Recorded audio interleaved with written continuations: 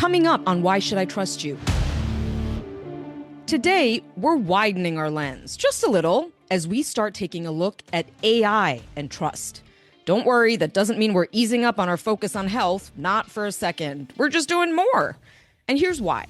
Just like with public health, science, and medicine, AI is a trust minefield, and trust in it is plummeting. It's a story about big business, winners and losers, promises made, but are those promises going to be kept? About a growing populist revolt that we're picking up on, about divides already deepening over how we react to it all, haves and have-nots, pro-data center, anti-data center, the promise of innovation in medicine against the fear of a job apocalypse. And underneath it all, a fundamental question. How do we actually want to live? How do we see our future? Does the promise of AI fit into our vision for ourselves?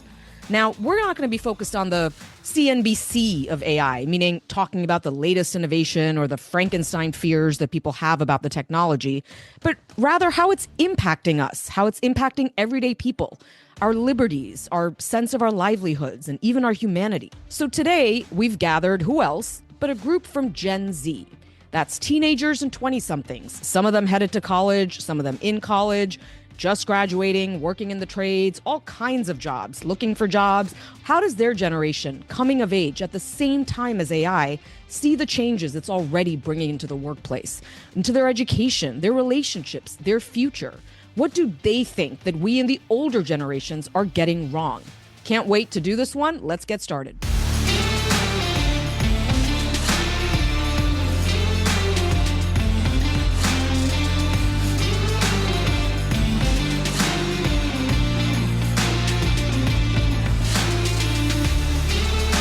Hey, welcome, everyone. Welcome. We are so glad to be here with you all. As we teased at the top, this is a super exciting episode for us. We are kind of broadening our lens here, and we're taking on a new topic, and that's AI. And when we say a new topic, for us, it all actually is of a piece. It all looks at the idea of us not trusting institutions, the breakdown in trust for institutions, and AI has entered the chat. So we've got a lot to talk about, but first, who are we? I'm Brenda Adhikari. I'm Tom Johnson. I'm Maggie Bartlett. And I'm Dr. Mark Abdumalik. So, guys, before we dive into today's episode, we just want to be really clear. Yes, we're expanding into AI. It does not mean for a minute that we're slowing down on public health and science. In fact, we have a slew of incredible episodes coming up. Yeah, but this is something we've been talking about for some time. We've been seeing these connections between the topic of trust and public health and the topic of trust and AI. You know, and with AI changing and growing so rapidly, it feels like we're on the cusp of incredible transformation, but no one knows at all what to expect. As a society, we're already breaking apart over it and fracturing over it. Sides are being drawn already over AI. Will it be a positive? Will it be a negative? Will it be something else? And that range of what it might be is staggering. There's a lot occurring right now in the conversation, and we want to bring our conversation about trust to this topic. Yeah, it's such a terrific point. And functionally, what is this going to mean for our show? It just basically means that every once in a while, we're going to be taking on a topic and presenting you with an episode that is kind of in the AI theme. That won't necessarily change anything in terms of we're still going to be bringing you an episode every week, but every once in a while, it'll be an AI episode. Meaning it'll be an episode about AI. We're not going to be recording it using AI. That's not happening yet. So look, in a moment, we're going to be joined by a wonderful group of young people, our Gen Zers, to help us make sense of AI, how it shows up in their lives, and really kind of a more spiritual conversation, I hope, you guys, which is how do we want to live our lives knowing that there's this sort of technology, and some call it this inevitability towards it, kind of hurtling towards us. How do we want to think about this thing? But Tom, help us get to speed on Gen Z and AI. Yeah, you'd think Gen Z would be the disruptors here because they're young. But we'll see about that when we talk to these guys about how they're processing AI. So we're talking about Gen Z. These are people born between 1997 and 2012. So it's 14 to 29-year-olds today. And these are, students, young workers. So we could take the student part of this first. It's very interesting. Researchers at MIT actually set out to study what's going on in the brains of young people when they offload tasks to AI, like writing. We all know writing is grueling, painful. It sucks the life out of you. They wanted to know what happens when you pass that over to AI. What's literally going on in your brain? So they recruited a bunch of grads and undergrads from 5 universities and had them write essays that they pulled from the SATs.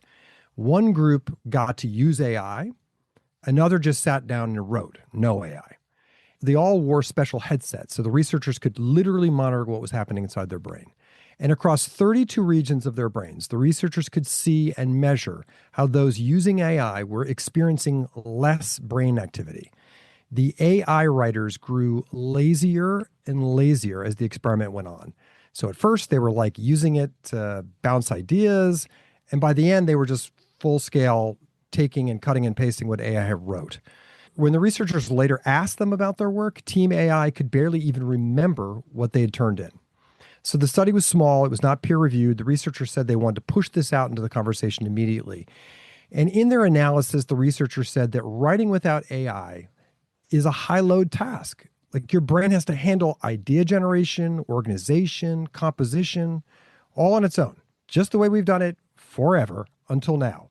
So, in other words, writing is really hard and there's no easy way out, but it works out really important parts of your brain, including those that drive creativity. And here's the thing, it seems that Gen Z already intuits this. They don't need to see these scans. And while older generations may be skeptical of AI because it feels so wildly unfamiliar, Gen Z skepticism seems to be stemming from their intimacy with technology as they come of age at the same time AI does. And they are basically warning us. We should probably listen, I guess, to these guys, which is why we have them on the show in a little bit. I mean, that part that you just said, Tom, really struck me was that they could barely remember the work that they did and what they had turned in, even though like they obviously read it. But we do know what they are thinking about this from some surveys. So Gen Z is using AI, but they're also, like you said, Tom, being a little troubled by it. So a Harvard Business Impact and Gallup survey from a year ago, AI isn't even that old, but from a year ago found that 3/4 of Gen Z reported using AI in the past month. And I'm pretty sure, I guess, even just the pace of change here, if you ask them today, I'm sure that number is like 100%. And are we talking like Claude and Chat GPT when we say Yeah, AI I'm in talking case? Claude, ChatGPT. I mean, Gemini, there's Gemini, lots other of them. commercial products. But Got it. yes, absolutely. Like Google on steroids, I guess. They found 79% of Gen Z express concern that AI makes people lazier. 65% said it promotes instant gratification and not real understanding. And again, this is not just of people, this is Gen Z, those 14 to 29-year-olds. 68% of them were worried that offloading cognitive tasks to AI means missing out on the skill building that comes with effortful engagement. So it's kind of like they know what they're missing. The surveyors wrote Gen Z worries that AI is an ever improving substitute for human effort, human thinking, and human to human interaction. So, what is happening on all these college campuses where these kids are? Gallup finds 57% of college students are regularly using AI for their work. I mean, it's not that surprising. A slew of other surveys found it's much higher, 9 and 10. But it is not without controversy and it is sparking pushback. If you've seen the videos, the YouTube videos of graduation season that we're in, you can hear the kids booing. I mean, people are booing when graduation speakers read from their speeches about the promise of AI. Yeah, and Mark, just picking up on this theme, this March, the University of Pennsylvania student newspaper published like a scathing editorial about how the school was rolling out, an AI undergrad major. It was working AI into all kinds of courses. It was introducing new AI fellowships. They even declared like an AI month on campus. So obviously the university is trying to prepare students for the world they're about to be entering when they graduate. But these students wrote, quote, AI has become intertwined with obtaining a Penn education. And the commitment to AI innovation seems less like an enhancement to our learning and more like a detriment to our critical thinking abilities. So it's time now to talk about the group of Gen Z that's already entering the workforce. And, we saw those huge headlines from Sam Altman of OpenAI and Dario Amodei from Anthropic last year. Each were warning that there was going to be doom for jobs, especially entry level jobs that were sort of exposed to AI. You know, the Anthropic chief went as far as to say AI could wipe out half of all entry level white collar jobs. This year, both companies are planning to go public. You know, Anthropic just the other day filed the paperwork. These are going to be blockbuster stocks. Interestingly, both leaders have now revised down their doom and gloom predictions for what AI will do to employment. Is that And because they're about to make a lot of G's? that, you know, it's open for your inference. But you know, there's this debate now that's raging over whether AI will end up being a job generator or a job destroyer. But Goldman Sachs tracks AI's effect on jobs. And their latest read, about 11,000 jobs are lost a month in AI-affected industries. That's down from 16,000 just a couple months ago. So it sounds like some progress. Maybe it's easing a bit, but you have to factor in that the number improved because we're building all those AI data centers, and that's actually creating jobs, temporary ones. But it does paper over this kind of white collar bleeding that's already occurring, you know, in these numbers. And there's an impact specifically on Gen Z. There was a widely cited study out of Stanford's Digital Economy Lab that found workers aged 22 to 25 in the most AI exposed jobs. So this is like software development. They saw employment fall about 13% relative to older workers in the same field. And, you know, it's interesting. It may not all be because of AI. You know, there's another group that's studying this and says because we work so much from home, that offices may be reluctant to hire new, younger employees who need to be trained up, because how do you do that when everyone's working at home? But still, AI is playing a role and will continue to play a role. And I'll just mention one more point about the job situation that a lot of our Gen Zers that we're about to talk to or find themselves in. You know, researchers are out with this brand new thing called algorithmic monoculture. And the idea here is that a lot of companies are leaning on AI tools, all from the same handful of vendors, to screen applicants. And effectively, those screens become like the gatekeepers of who's going to get interviews and be considered for a job. And if all of these companies are using the same AI to screen, it's very possible that biases are coming into the algorithm and the same kids are getting rejected across all the different jobs they apply for. So you've got kids using AI to create cover letters and resumes, applying to AIs that are screening them. And we're sort of at this kind of like AI, you know, logjam. Anyway, with all this peril and with very little of the promise so far from AI, it's perhaps not surprising that Gallup finds the share of Gen Zers who feel excited about AI has fallen 14 points in a year to just 22%. And this idea of like hopefulness about AI has slid down to 18%. Anger towards AI has climbed up 9 points to 31%. But still, the most common feeling of this generation towards AI, shared by nearly half of all respondents, is curiosity. That's a good note to end on for that. So, look, like we said, we're going to have this group of Gen Zers coming on our show. Some of them have been on before. We're going to play that conversation soon. Like we said, it's a diverse group of people, some studying in public health, others going to college, not sure what they want to do, some who skipped college, went straight into the workforce. It's a big group. Follow along as best as you can. They're going to start off by self-introducing, and then we'll get right into the conversation about Gen Z and AI.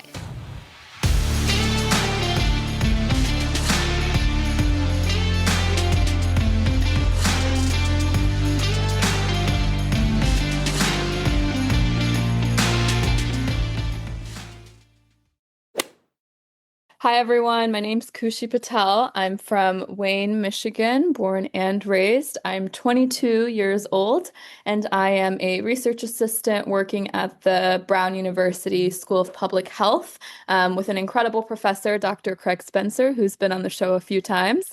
Currently, we're working on a national project to rebuild trust in U.S. health institutions, and I am particularly excited about AI because as much as an optimist, I am also a skeptic of AI when it comes to public health applications. So, hi everyone. My name is Elizabeth Frost. I am 26 years old, so I guess that makes me a Gen Zer. I was born and raised in the Ohio River Valley region of Appalachia, and I worked for the Kennedy campaign when RFK Jr. was running for president. I currently am the co-founder of Maha, Ohio, but I'm also really focused on data centers and the cost of AI. I am Sawyer Everett. I'm from colorful Colorado. I lived there my whole life and just recently started to go to school out in Boston. I'm on my third year of college studying music, and I play the violin. And I am the president of the Young Americans for Liberty chapter at Gordon College. Yeah, I'm a little bit concerned about AI just with the data centers in Utah that will inevitably drive the price of living in Colorado as well. Hi, everybody. I'm Bryce McCraven. I'm a union steam fitter for a local 602 in the DMV area. I grew up in Columbia, Maryland, and I think I'm here because I work at data centers doing steam fitting and pipe fitting. So, hi, I'm Michael Green, also from Columbia, Maryland. I'm 27. I just turned 27 a few weeks ago, so I'm like super unk. I'm a postdoc at Johns Hopkins in the School of Public Health, actually. I studied in undergrad medical anthropology, actually, and then went on to do more social epidemiology work. Now broadly thinking about how we measure kind of discrimination in healthcare and think broadly about how people are like interpersonally treated in different healthcare systems. In terms of my, I guess, general sentiment about this technology, both optimistic and pessimistic. Hi, I'm Rohan Licht. I'm from Belmont, Massachusetts. I'm 18. I'm about to enter college at Amherst. And I guess I'd say the perspective I bring about AI is I'm just coming out of high school where it is, as people can probably imagine, rampant. I'm Matt Geisler. I'm from Westland, Michigan. I'm 25. I've been working full time since I was 19 in the retail industry.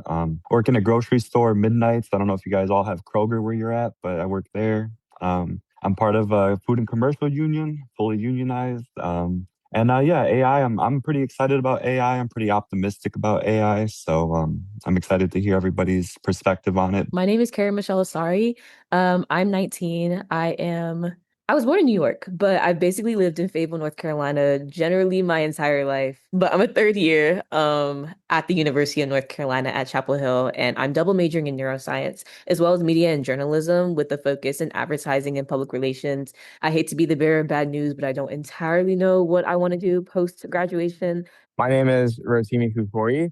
I am recently from Alabama. I just graduated from University of North Carolina at Chapel Hill, studying health policy and management with minors in chemistry and biology. And I hope to work in the federal health workforce one day as a physician policymaker. And I'm here today because I think AI is something that is affecting all of our lives. I wasn't around when the internet was invented, but I kind of think of it similarly in the sense of we have a brand new technology that I think is going to change the way that a lot of industries work. There's a lot more that I can't predict relative to what I can predict with what's going to change about AI. I hope it'll make our lives better. So the first thing I want to do is play for you some sound from a commencement speech that was given by Google CEO Eric Schmidt. Some of you may have heard it already, but we're going to play it and then we'd love to get some reactions. Last December, Time magazine selected its Person of the Year for 2025. And this time, it was the architects of artificial intelligence. Interesting.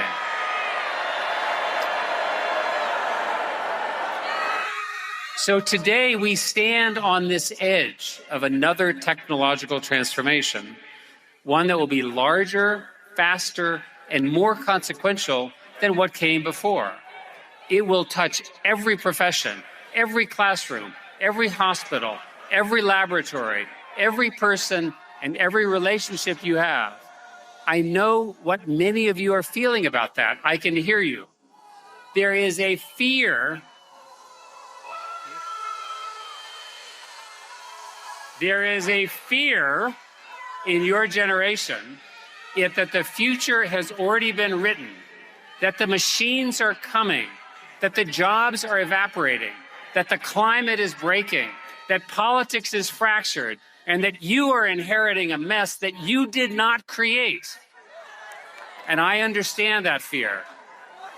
It's rational, and it's amplified every day by social media platforms with algorithms that have learned with great precision that fear earns clicks and that anxiety drives engagement.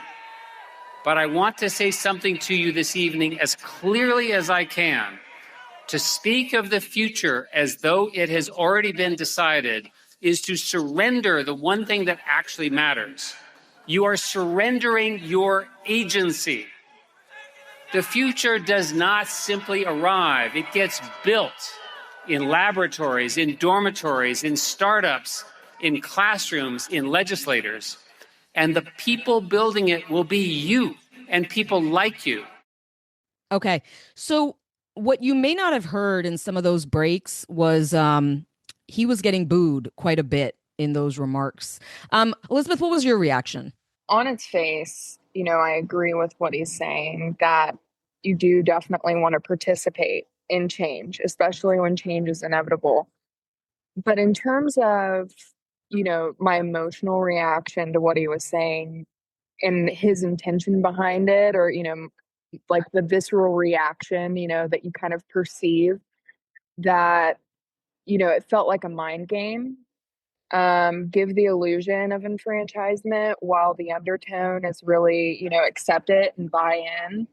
As someone who clearly stands to profit from this, is telling you that the problem and the reason you're afraid are the algorithms that, he created, or, was a part of creating.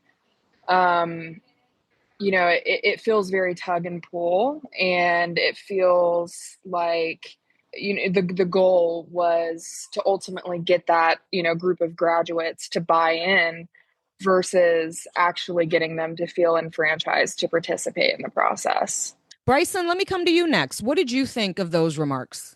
First and foremost, little worried, I guess, just for the fact that, it's going to be touching everything and everyone that we know. But I also feel like this sense of like, okay, well, it's here, just like the internet was. So how can we capitalize off of it? And how can we kind of, what he said, take it into our own grasp, maybe? I don't think there's necessarily a way to stop the progress of happening, but I think there is a way that we can shape it. And with everybody together, we can find a way to shape it. Chi, let me go to you. What was your thought as you listened to that? I think what he's saying, to have to surrender your agency, and the people building this future will be you. I think what he's getting booed over is the fact that Gen Z wants to have agency over this technology, and they're angry because there's been this consolidation of resources and decisions. It feels extractive, and I think it's almost this narrative of like, we've used your data to build this thing, we're recognizing the perils of it, and the previous generation built this technology, and now you're kind of responsible for having to clean it up. And so that's your responsibility, not necessarily the agency of the design, because we weren't really part of that conversation. And so I think that to me feels really incredibly frustrating. And so I think the boos in that area feel very warranted. And I think the other point is that, like, giving it at a graduation ceremony where students are excited about entering the workforce. I think the context of it really matters. And especially when they have paid for a college degree that they believe may not be used, I think that sentiment doesn't land very well. Michael, what did you make of this? Yeah, I think, but I definitely would echo what Kushi just said about like read the room kind of was my first reaction. Was like, you're at a graduation ceremony, all these people are like at this inflection point, and normally you want to give them a message about that's kind of like generally applies to everyone in the audience. Like, I was just at a graduation in June for my PhD, and there was actually a Microsoft executive there, and they didn't kind of harp on this whole AI narrative. They talked about change and life and how they took a winding path or whatever. And so I think it was really interesting delivery where you have the opportunity to come in and be at one of the 3 or 4 largest companies in the entire globe. And you could have shared something that was optimistic and reflexive about how you're thinking about, how this is going to affect people in a positive way, and talk to people who might not ever have to use AI or they don't want it to be centered in their life. But he took the opportunity to be like kind of fearmonger, in my view. And so that was something that I was not really a fan of. And it also was kind of like, I don't really want to hear like kind of shilling for your company at my graduation ceremony. I would like to hear something else. Like I think back to when I graduated when I was 21, back when I was a little bit younger, Gen Z person, like might be hungover, you're not really trying to hear this. And so I think that was just something that hit me as like you had an opportunity to share a message that was broadly applicable. Instead, you talked about the technology that's like, driving all of your earnings reports. And then you also had the opportunity to kind of, encourage people to get behind you in a technology that is broadly getting a lot of societal backlash, and you didn't take advantage of the opportunity. And so that's kind of what my thoughts were. Rotimi, I want to just ask you, I guess kind of zooming out a little bit, do you guys feel like you actually have agency here at all? Like, do you feel like AI is being done to you? I mean, I think a lot of people are sort of hitting on this point that they kind of feel gaslit here in this graduation speech. Got the former CEO of Google telling you, hey, it's up to you. You can steer the future. Like, is that just bullshit? Like, do you feel like this is just fait accompli? This is life now because the masters of the universe, the big tech have all said, this is the way we're going to make money now. So this is going to land on you. That is what I feel right now, that AI is mostly being done to us. I think the example that comes to mind is anytime I try and call any sort of customer service line, I'm on the phone with an AI robot that doesn't understand me as opposed to talking to an actual person. I think that's just one example of where we're seeing it used kind of without our consent. But I mean, it is shrinking certain spaces in the workforce. In terms of where I'd like to see AI sort of shift, again, I think like the emphasis on, well, we're going to use AI to make more money. It's just not what young people want to hear, because that's not money that's going back into our pockets to begin with, right? It's not making the world a better place. Where I want to hear CEOs, if they're going to talk about AI, it should be, we are close to curing the diseases of yesterday. We are close to having these novel scientific breakthroughs, to finding the climate change. But instead, again, they're kind of skirting around that question. It's just, we are going to be more productive in the workforce, and you don't have any choice in that, and you have to step that wave coming in. So that hasn't been very encouraging to me.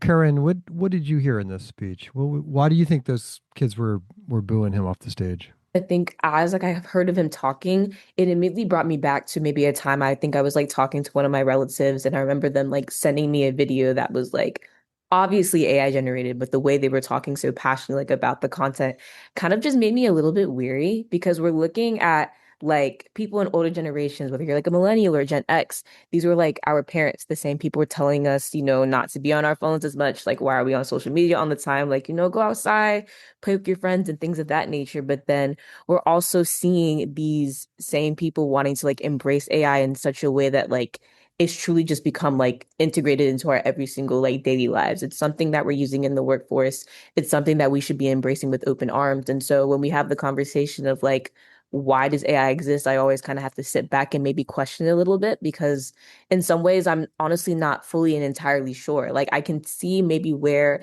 that innovation could have such an immense impact in healthcare or elsewhere. But right now, as the conversation stands, it seems very profit driven and maybe not in the ways that I think we should be looking into it. And so, yeah, I think it always kind of just like baffles me to see like these same generations who were at first very opposed to like using technology in such like a drastic way to now like building this dependence and leaving it on us to kind of want to be like skeptic or question and kind of like navigate what this looks like for us in the next like 5 or 10 years. Rohan, what grade were you in high school? I know you're a senior in high school. You're heading to college in the fall. What grade were you in when you first used AI for your schoolwork? When it first came out, I remember when ChatGPT came out, it was right in the middle of my freshman year, and I was using it to like make poems about soccer or something about that. Because my dad showed it to me on the couch, and I was like, wow, that's pretty cool. We were all sort of laughing at the start. I would have it play chess with my friends, and then it was terrible and making pieces evaporate. And then it seems like it's definitely gotten a lot more competent as the years have gone on. As for when I started using it in schoolwork, it's really helpful for checking complicated math problems now, which I would never have considered doing 3 years ago when it was taking its own chess pieces. And now it can help me see if I'm doing my linear algebra correctly. I think that the progress has been much faster than what I thought it would be when I saw it being, I don't want to say like incompetent at the start because maybe I was just using it for things it wasn't designed for, but it does make me think that it's going to get a lot more advanced.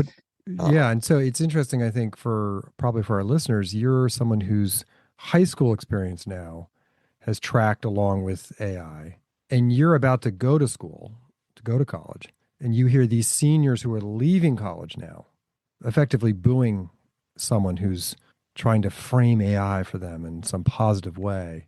Is that a little ominous? Like, what do they know? Or did you relate to why they were booing? I think I can definitely understand it because it's very easy to come up with specific, tangible reasons why AI can be a negative. I mean, the CEO said it himself. He says it's going to take your job. So we were talking about how it makes it difficult to discern what is real and what is not, especially for older generations. It's very clear, like those are the things that are going to happen that can be bad. And that when he says things that are going to be good, you never get a straight answer. It's like, obviously, when they'll say that it'll increase their profits, that doesn't affect most people. The people will say it'll cure cancer in X amount of years, but it's like there's no roadmap to how that's going to happen. Or the CEO in the speech, he said that like you have control, this will be shaped by you, but there's no, I mean, maybe it's because they don't have the answers, but there's no clear answer as to what the good is, and the bad is staring us in the face. And so why they're booing, I think it's a lot easier to see why. Right. It's like it's going to be shaped by you, but no one's hiring you. So how Yeah. are you going to shape it? Exactly. Bryson, I want to come to you because, you are part of a union, you do pipe fitting, I think you work in, you work with your hands, you are somebody who, I know you went to college for a little bit, but then you went straight into the workforce. People have been talking about automation in your field for a long time, and when you look at this conversation, do you say, this doesn't really apply to me because I'm doing a job that like you're always going to need someone to do pipe fitting? Or do you say, y'all, I've been here before and this is what is in store? What goes through your mind?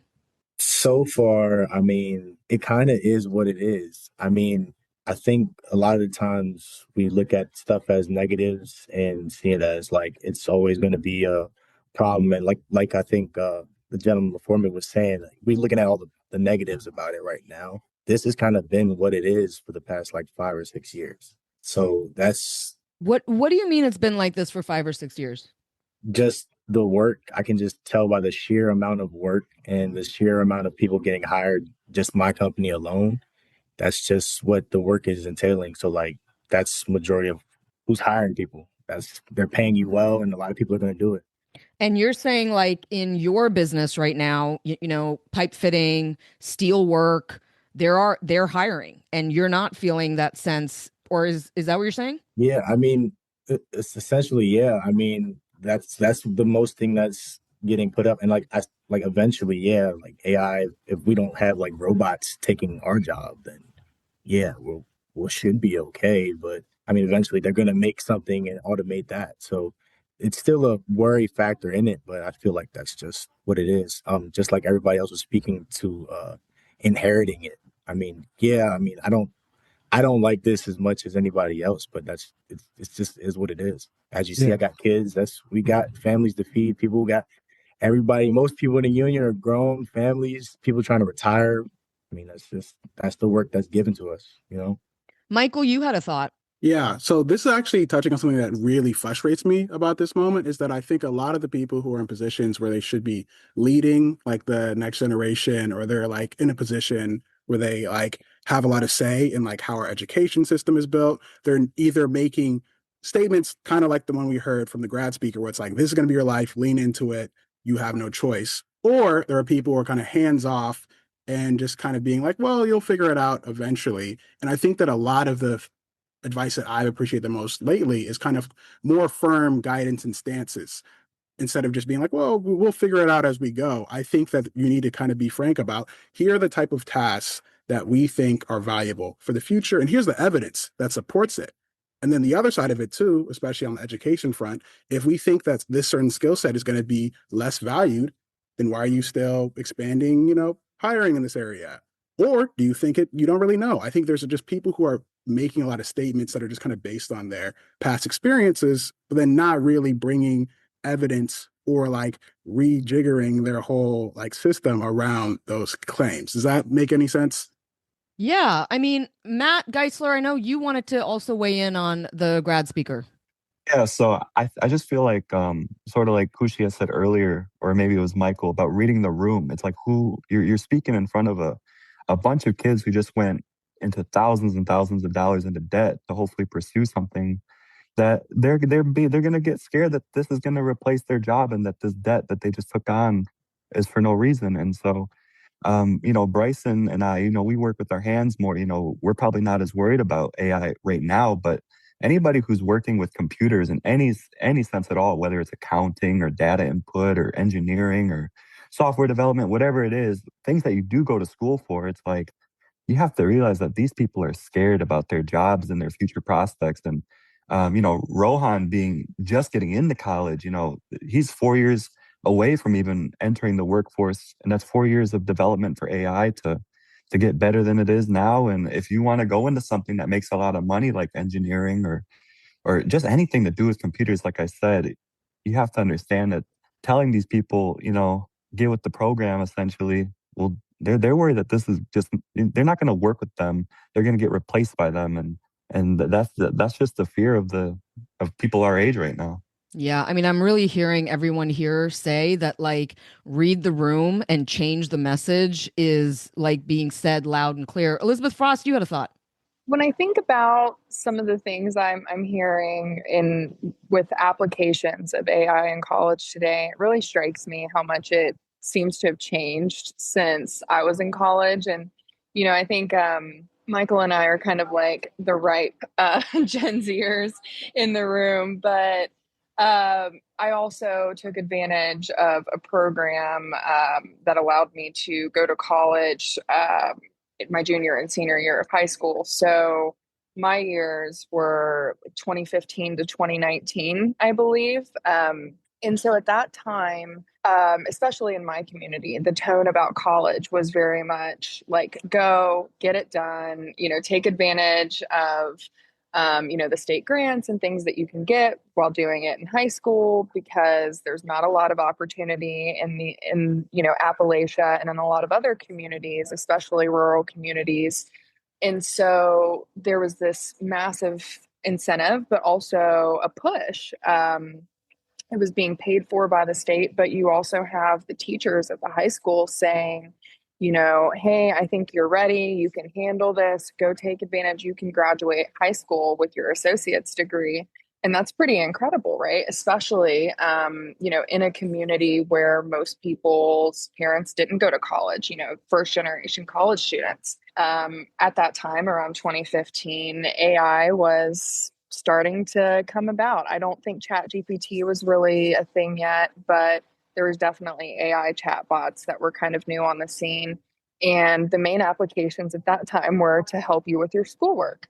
So we had for math, we had things like Mathway, and there were things that could help you write papers. And the tone at that time, again, 2015 to 2019, was don't use AI in college. Like, you will get busted for plagiarism, you will get kicked out of school. And there it was very, very much a threatening tone about this stuff has no place in higher education, and it was viewed as cheating. And so it's really interesting for me now to see how much there has already been an adaptation and an acceptance to some extent that these things are here.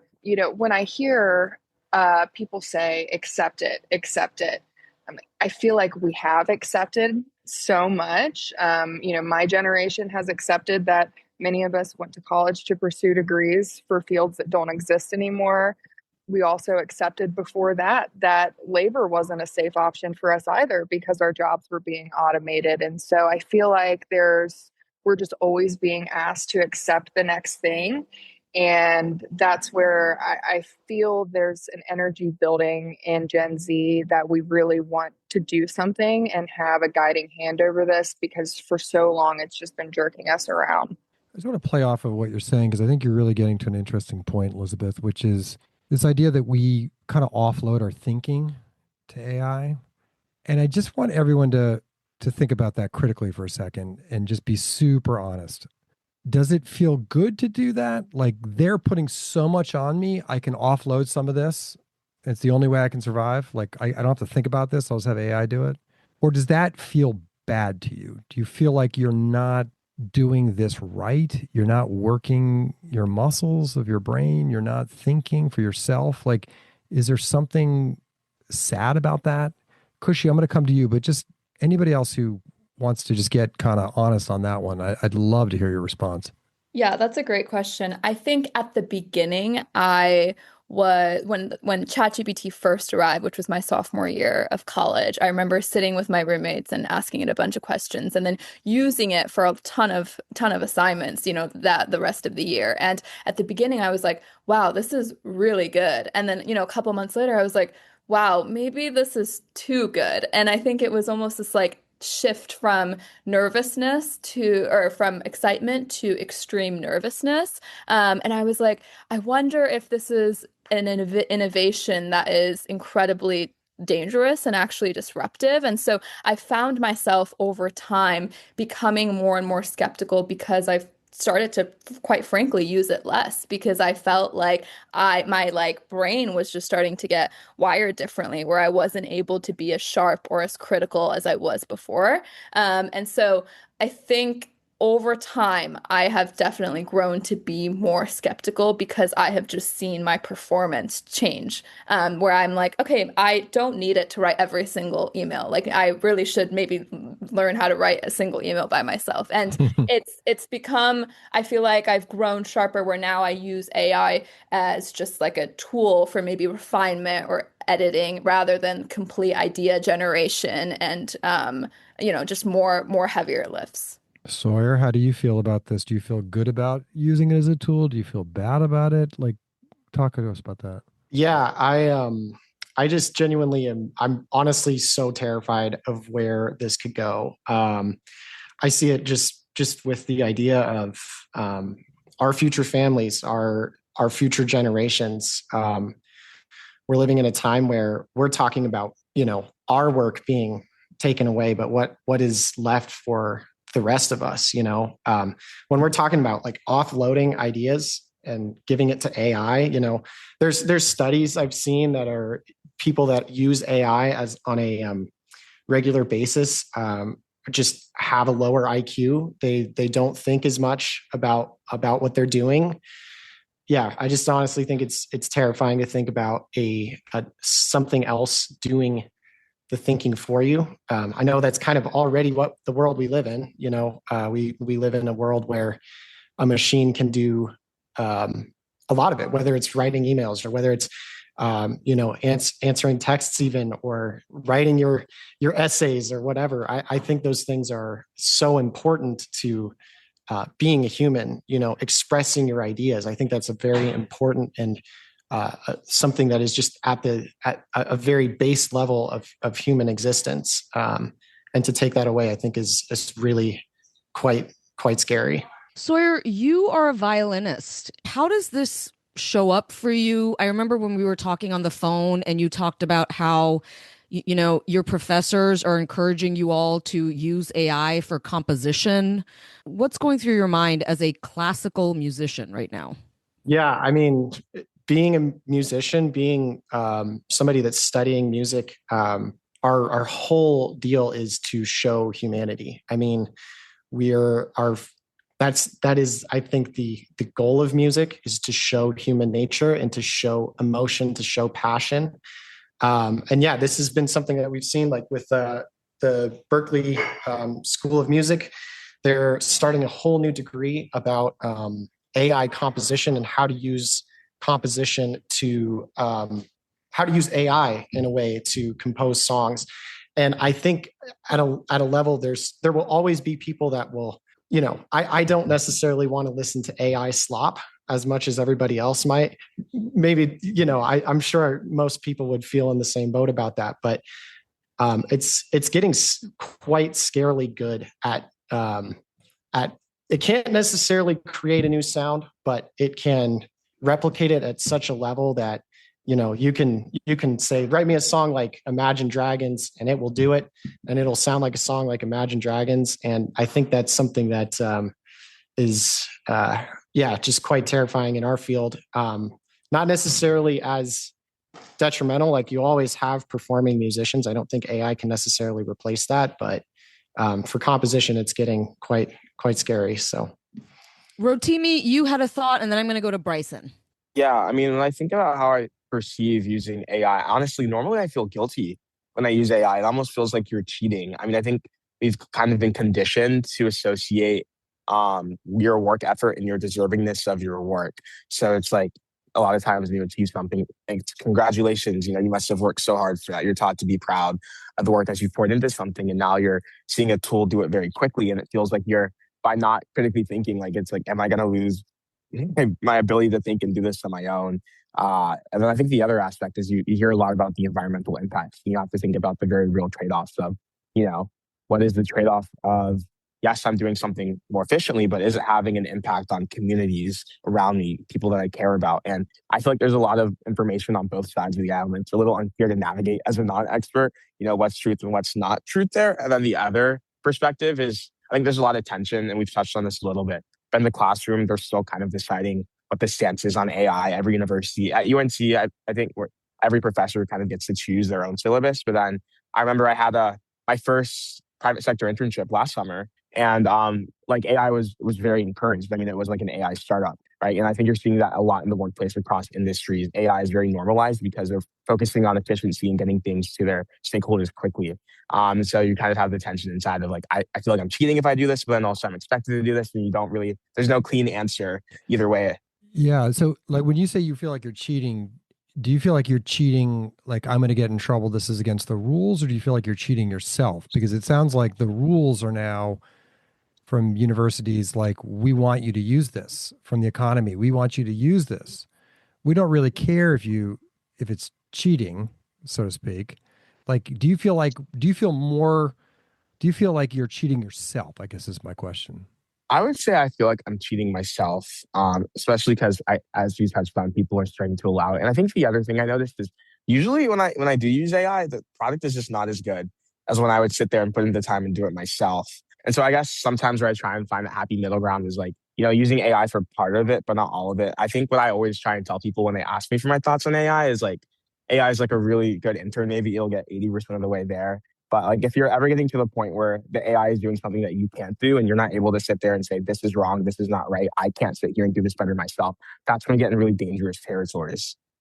Bryson, you had a thought. I think speaking to what Rotimi was saying, it doesn't feel guilty. I mean, just off of my trade alone, it doesn't feel necessarily guilty 100% of the time. I mean, if I have to look at, the giant book of code in every, facet for electrical or plumbing or this and that, I have to remember off the top of my head when I could just ask AI, hey, what's the proper piping practices for running 2.5-inch steel pipe 5 stories in the air? It's going to give me the information so I can just continue to move it. I mean, yes, this is stuff that we should, look to, and we open up, or we would have to search it on Google. We'd have to go through the manual, but I mean, I think it saves time. I mean, I do agree with the fact that if you're using it for everything, then it shouldn't be used for it. I mean, I think just to save time alone, yeah, it's a useful tool. I think using it as it's intended as a tool.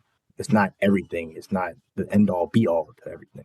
Can I just observe that the two people on this call who do jobs using their hands appear to me the most bullish and positive on AI? Yeah. What do we think is happening there? Matt Geisler, who is one of them.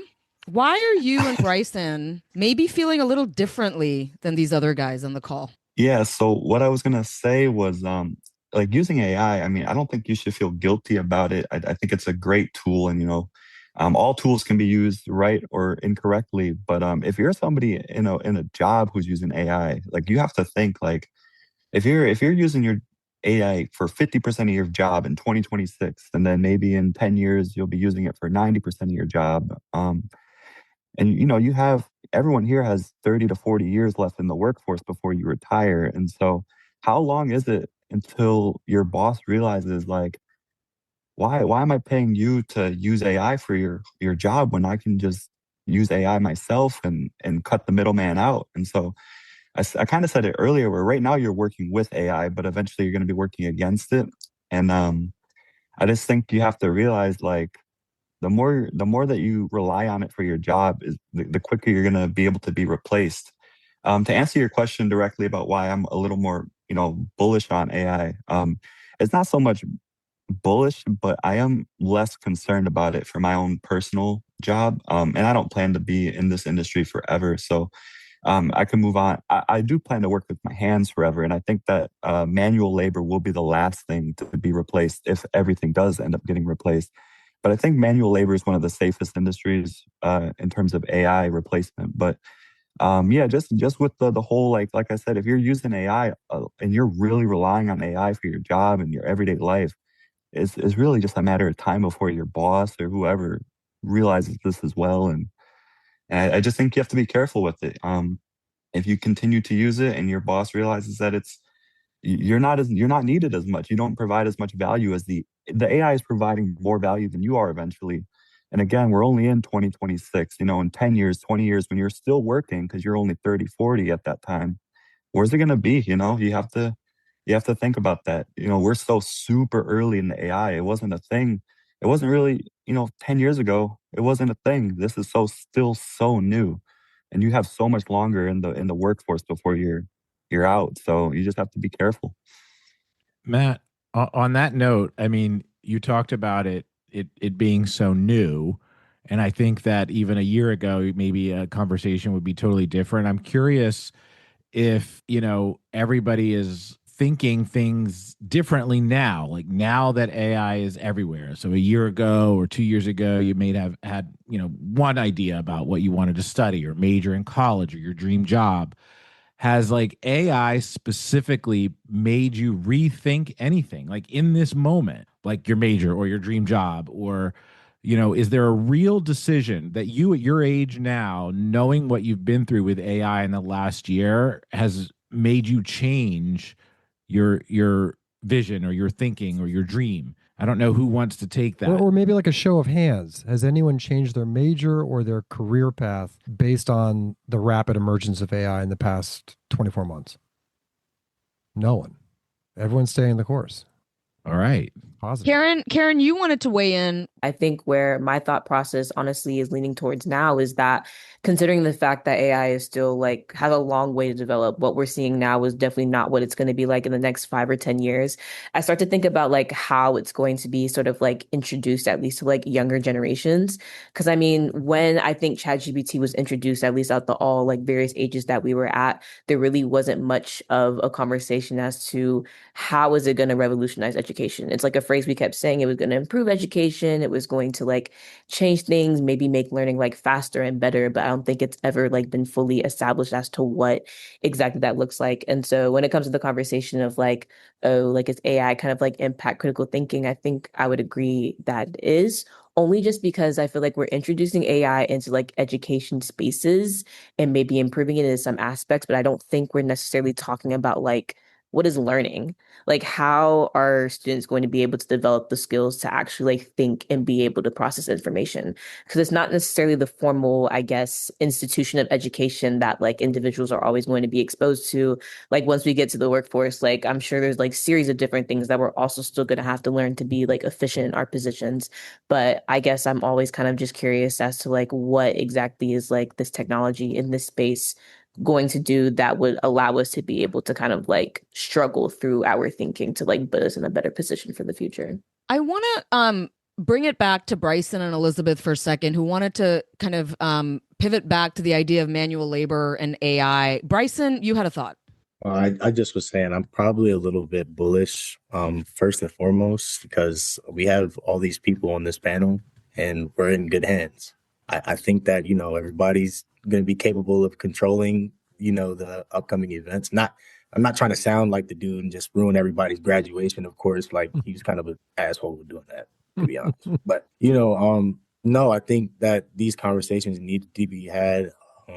Us speaking about it in general, how we can limit it, where we can limit it, you know, and yeah, that's kind of why I'm bullish. I'm kind of optimistic on what we can accomplish with it as a tool. I would like, even if you look in trades in general, screwing in a nail used to be manual, and we had an electronic drill that was invented. So I always kind of like put that in perspective. Like, yeah, like it makes jobs better, and I think that the people here and the people that are growing up with it and seeing it firsthand know what we need and what we don't. So that's kind of why I'm a little bullish. Maybe I'm just optimistic about it. Well, Elizabeth, I want to also bring you in on this because I think I have this maybe a romanticized notion of, jobs where you work with your hands, where it's a craft. It's like it's a craft that not everybody can do, and that it requires years of training. And once you do it, you're a craftsman or a craftswoman, and that's like a special thing you have, right? Like, what do you think about that?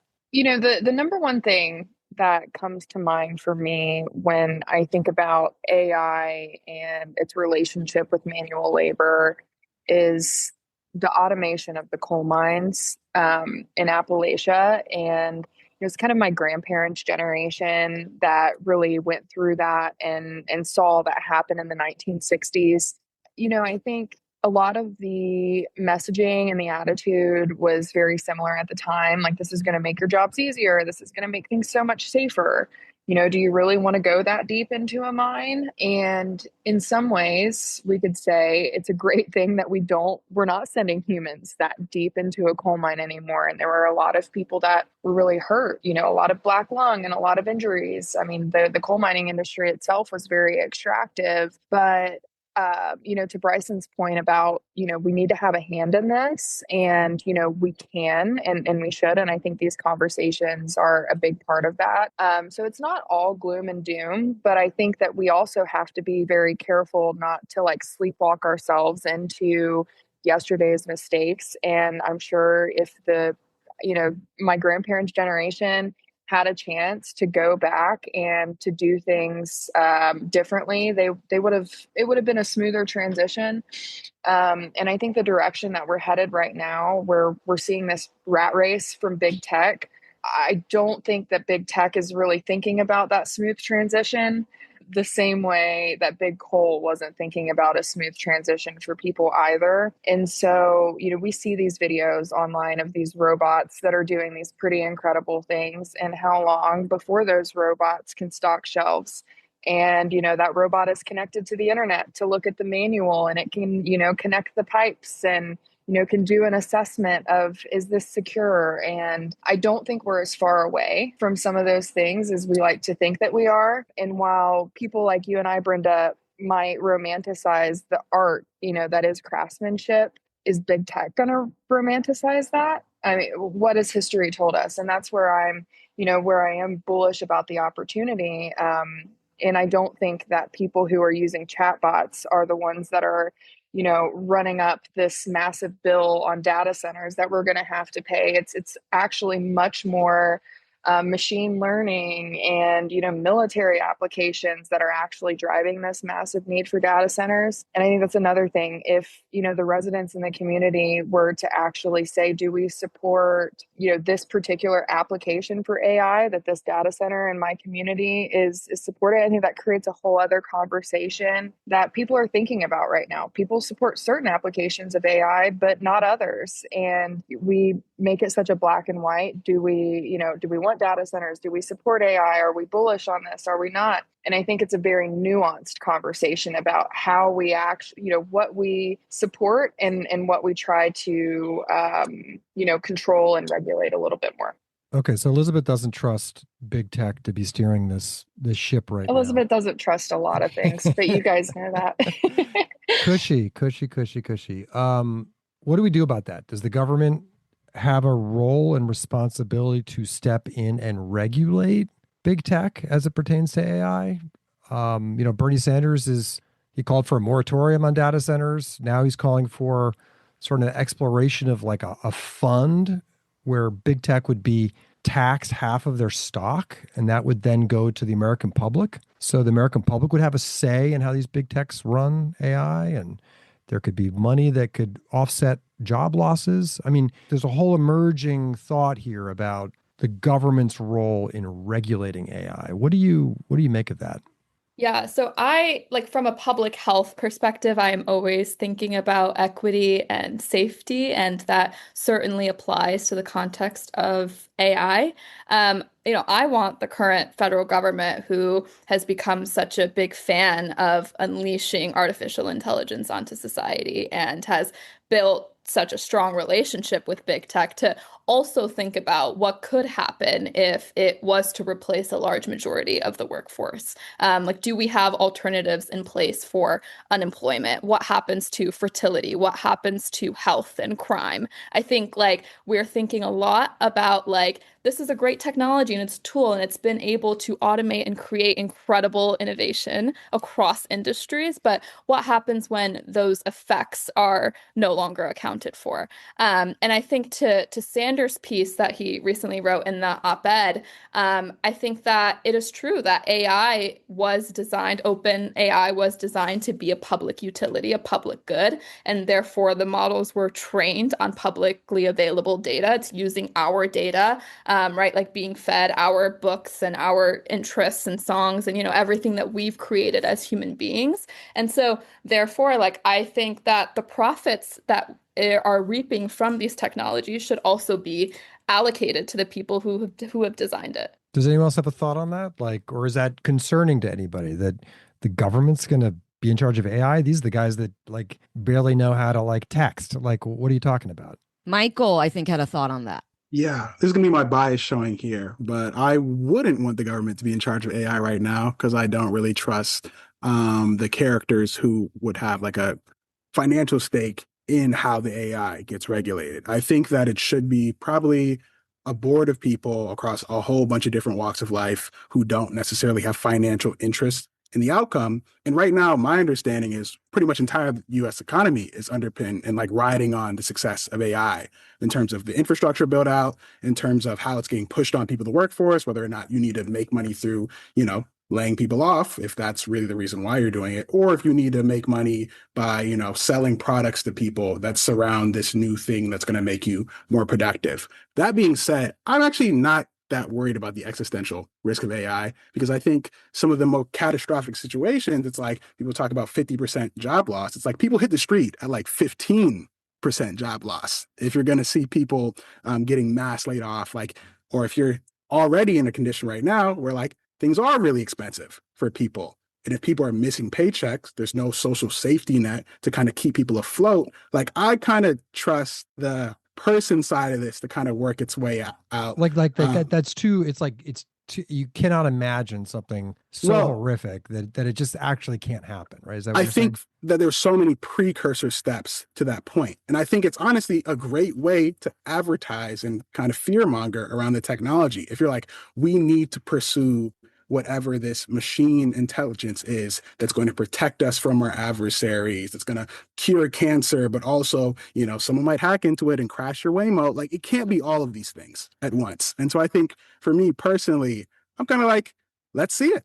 Like I, as someone at the beginning of my career, as someone, 27, super deceased, a little older, I still have a lot of faith in kind of all the people in this room and the people of our generation to figure out things. I think they might be projecting, honestly, because again, the people I know who are not really using AI, at least in my view, in the most savvy ways, they kind of feel like, oh snap, like where's my value in this new work ecosystem? Yeah.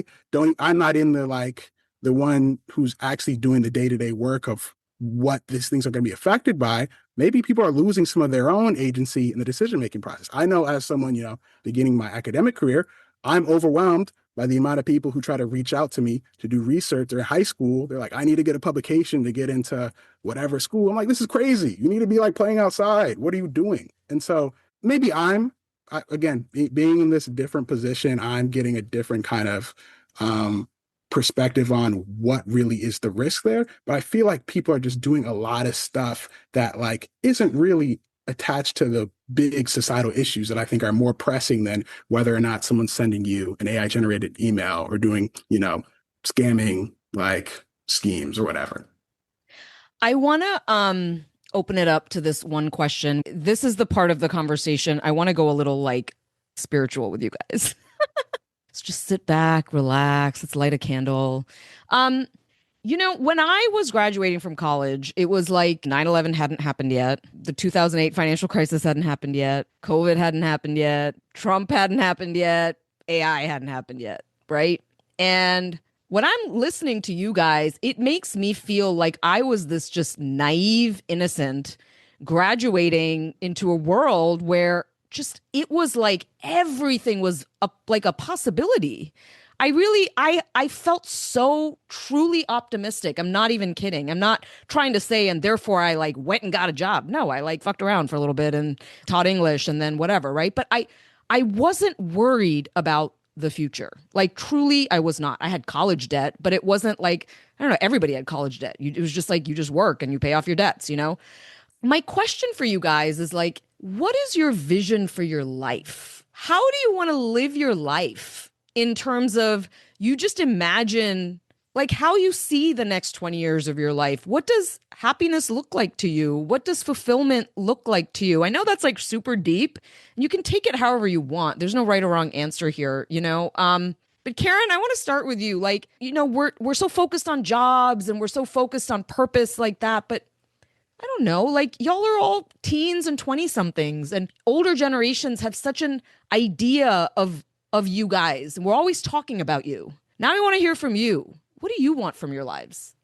I think it's an interesting question only just because I personally haven't like found like a concrete answer as to maybe what I want to do professionally. But I think like holistically speaking, because obviously your future is not limited to like the job that you have, although it can like maybe dictate your access to certain things. I think I honestly just envision a life for myself where I'm still able to like learn as like, I don't know, as maybe like random or super like introspective as that sounds. Like I don't want to like be living a life or being at a point in my life where it seems as though like everything is kind of seemed to be answered for me or that there is a solution to everything.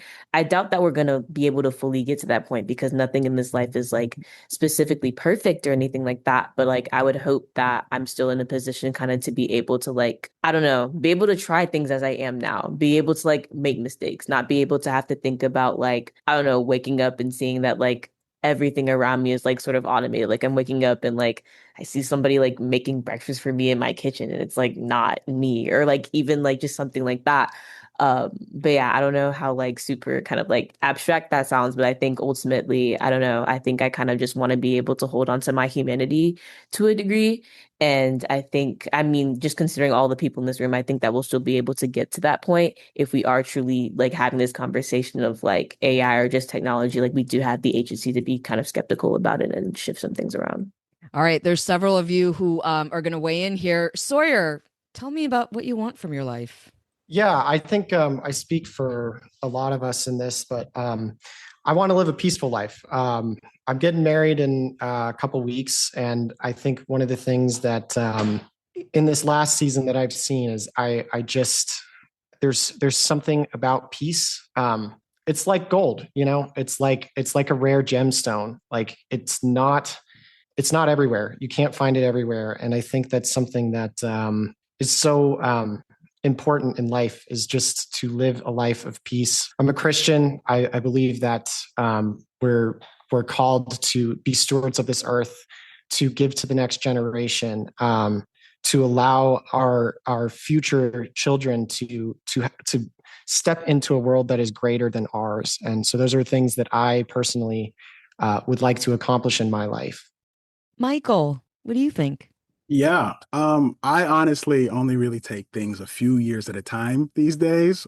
So it's hard to kind of think that far ahead. But if I like woke up one day and saw like what was the thing that would make, Michael Green happy, probably I think that a good life for me would be like I left the next generation in a better place than like I found it. Like that's really for me the kind of guiding light. I don't really accolades aren't really my thing because they can get taken away and it's like ultimately you get just stuck in your like little niche circle or whatever, especially in academia. It's like you'll be someone who like discovered like some type of accounting and then they're like just riding off that for the next 15 years. And I don't really get I don't really think that's that cool. For me, yeah, leaving the future generation in a better position. And then also still being able to be curious, like still being able to be surprised. I think that that's still going to happen too. And definitely have that now. I am optimistic about the future. That's lovely to hear. Bryson, where do you see yourself? Can I cuss on here? Hell yeah. Okay, cool. I want kind of like some go fuck you money and give me like a nice little plot of land, you know what I mean? Start growing my own vegetables and stuff, you know what I mean? Still having money to go take some trips out the country. But as far as that materialistic thing, I still want to pass on like the morals and just the ideology that I, was grown up on. Kind of relate to Sawyer a little bit. I am a Christian man, so I do want to still just translate that to my kids and just leave the world in a better place for them. So I'm with you on that. Rohan, where do you see yourself? What do you want of your life?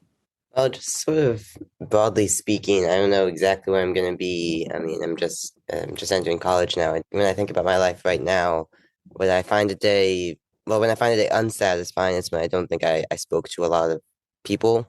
I think that it's a lot easier and like with the internet and everything, you can just sort of accidentally not talk to a lot of people throughout the day. And I find those days really unsatisfying. I try to make a conscious effort to have like X amount of, people to talk to every day. And I think that that's where I want to be. And I want to continue that throughout my life. And I mean, just in a way that connects to AI, I think that we are seeing maybe a little bit more of people not necessarily using AI as a full-on therapist, right? Talking to ChatGPT and sharing all your problems, but people will, I think, just literally have conversations with chatbots in ways that they wouldn't necessarily with a human. And I think that if that's sort of in its like infant stages right now, but if that were to continue to accelerate, I think that maybe that could change people's communication skills. And I would like for that to not happen.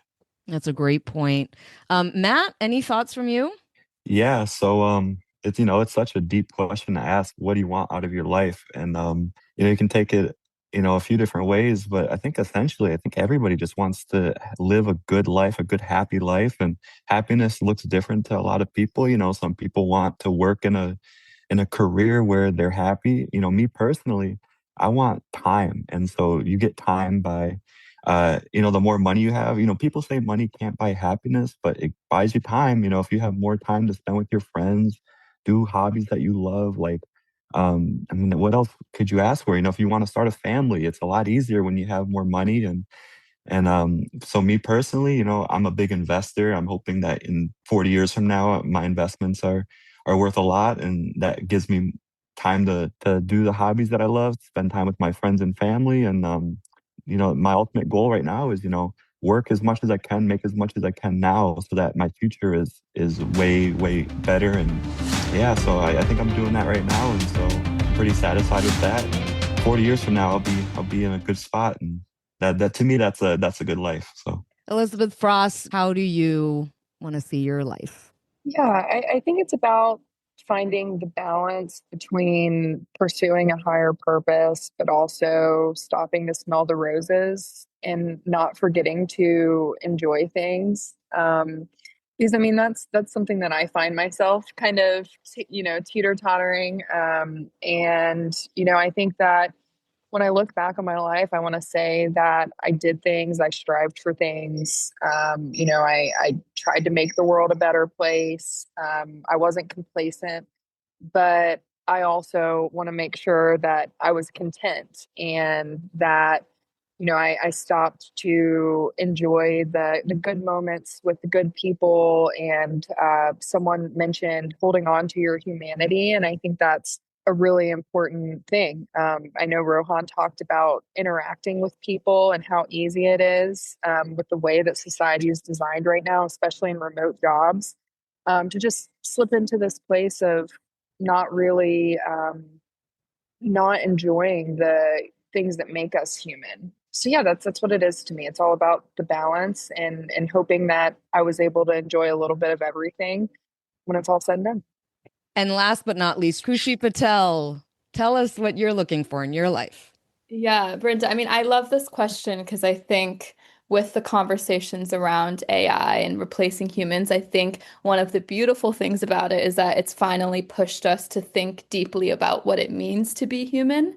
And so for me, and I think for many in our generation, it's meant rediscovering ourselves and rebranding ourselves because we finally see what value it is to be human. So for me, I think a life would mean to be simply human. So like being creative, getting to experience the full range of feelings and having passion and serving others and feeling empathy for others. And a machine can't do all of that. So Absolutely, being human. I mean, I think that's kind of at the heart of this whole conversation when I'm hearing from all of you, which is, it's something I think all of us do have, even in our most optimistic of moments and whatever. I know I sometimes experience a little bit of a sense of dread these days. I'm not gonna lie about the future, and the only thing I know how to do is to reach out to people in those times. So I just want to thank all of you so much for sharing your thoughts with us about AI, about your lives, and I sure hope you all come back to the show. Matt Geisler, Karen Michelle Asare, Elizabeth Frost, Bryson Craven, Sawyer Everett, Rohan Licht, Kushi Patel, Rotimi Kukoi, Michael D. Green. There's a bunch of y'all here. You all spoke. Thank you so much for joining us on Why Should I Trust You? That is our show for today. I am Brenda Adhikari. He's Tom Johnson. He is Dr. Mark Abdulmalik. She is Maggie Bartlett. Please send us questions and comments at questions@whyshoulditrustyou.net. That was our first Why Should I Trust You Discovers AI episode. There's going to be more. Please do send us a rate, like, review if you like us. Subscribe to our podcast. Subscribe to our Substack. And we will see you right back here next week.